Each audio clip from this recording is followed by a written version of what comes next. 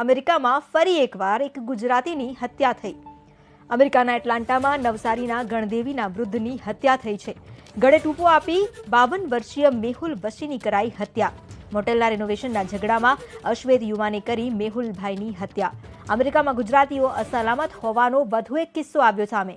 અમેરિકાના એટલાન્ટામાં નવસારીના ગણદેવીના 52 વર્ષીય વ્યક્તિની ગળું દબાવીને હત્યા કરવામાં આવી છે.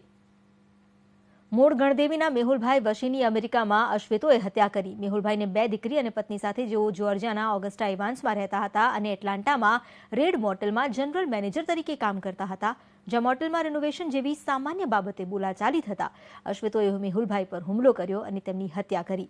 અમેરિકામાં ભારતીયો પર અશ્વેતોના હુમલાની ઘટનામાં સતત વધારો થયો છે. ત્યારે આજે બનેલી ઘટનાથી બિલીમોરામાં ઘેરા પ્રત્યાઘાત પડ્યા છે. વધુ જાણકારી આપી રહ્યા છે સંવાદદાતા સિદ્ધેશ જોશી. જી સિદ્ધેશ.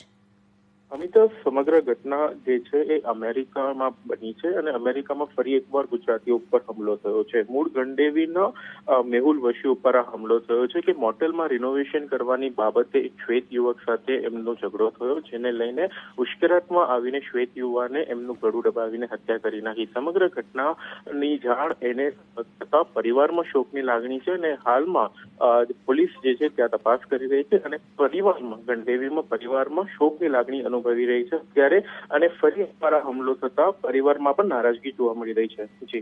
જી સિદ્ધેશ, આભાર આપનો જાણકારી આપવા માટે. તો અમેરિકામાં જ્યાં એક તરફ ગુજરાતીઓને એક બાદ એક હત્યાના બનાવ વધી રહ્યા છે, વધુ એક વ્યક્તિની હત્યા થઈ છે નવસારીના ગણદેવીના મેહુલભાઈ, જેમની હત્યા કરી દેવામાં આવી અને એ પણ એકદમ નજીવી બાબતે.